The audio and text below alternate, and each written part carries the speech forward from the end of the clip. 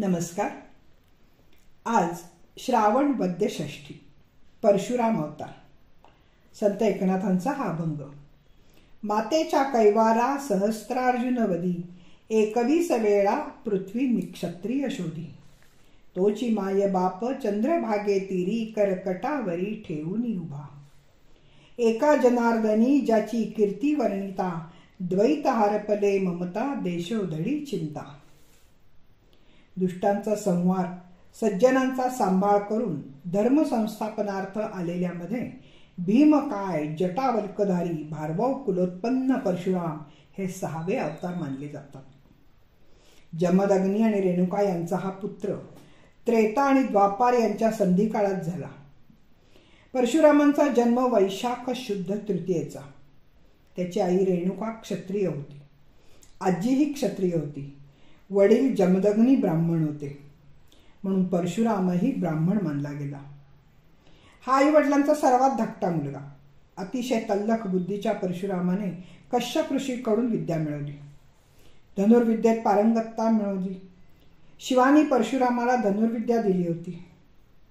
तीच पुढे त्याने द्रोण, भीष्म आदी शिष्यांना दिली. शंकरांनी त्याला अनेक शस्त्रे अस्त्रे दिली. त्यातच त्याची प्रसिद्ध परशुही आहे. परशुरामाचे व्यक्तिमत्व अतिशय प्रभावी होते. अग्नीप्रमाणे तेजस्विता लोकांना सहन होत नसे.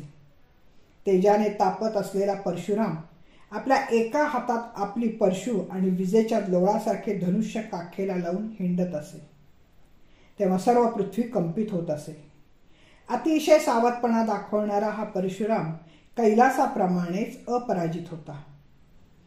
परशुरामाचे आई वडिलांवर भयंकर प्रेम होतं. एकदा आई रेणुकेच्या मनाची चलबिचल पाहून शंकित झालेल्या क्रोधी जमदग्नीने पत्नीच्या वधाची आज्ञा मुलांना केली. पहिल्या 4 मुलांनी असमर्थता व्यक्त केली, पण परशुने लगेच आईचे शिर धडावेगळे केले. जमदग्नीने खुश होऊन वर माग असं म्हणताच लगेच त्याने माझी आई जिवंत करा असं म्हटलं. एकाच वेळेला त्यांनी पितृ आज्ञा पालन आणि मातृप्रेम असं व्यक्त केलं. परशुरामांच्या काळी नर्मदा नदीच्या काठी हेय कुळातील राजा कार्तवीर्य हा पराक्रमी राजा होता. त्याला 1000 हात होते, म्हणून सहस्त्रार्जुन म्हटलं जाईल. त्याने पराक्रमाने आपले राज्य वाढवले. या साम्राज्यामुळे तो अहंकारी बनला आणि ऋषीमुनींचा अपमान करू लागला. सत्तेचा मद चढला आणि एक दिवस त्याने वशिष्ठांच्या आश्रमावर चाल करून तो उद्ध्वस्त केला. त्यावेळेला वशिष्ठांनी परशुराम तुझे हात तोडून तुला ठार मारील असा शाप दिला. त्या शापाचे आव्हान स्वीकारून त्या सत्तांध कार्तवीर्याने जमदग्नीच्या आश्रमाची धुळदाण केली. बळजबरीने त्याची कामधेनू पळवली. परशुराम आश्रमात नव्हता तेव्हा. त्याच वेळी त्याने कार्तवीर्याला नाहीतर ठार मारण्याचे ठरवले. जमदग्नीनेही विरोध करून त्याला तपश्चर्येला जायला सांगितले, पण कार्तवीर्याचे छळणे काही कमी होईना, म्हणून त्याला परशुरामाने द्वंद्व युद्धाला आव्हान देऊन बोलवले. युद्धात कुऱ्हाडीने त्याचे सर्व हात तोडून शेवटी त्याला ठार मारले. युद्धप्रसंगी पळून गेलेल्या मुलांनी पुन्हा आश्रमात परशुराम नसताना येऊन ध्यानस्थ जमदग्नींचे डोके उडवले. तेव्हा खवळलेल्या परशुरामांनी जगातील सर्वच क्षत्रियांना आव्हान देऊन युद्धात ठार मारले.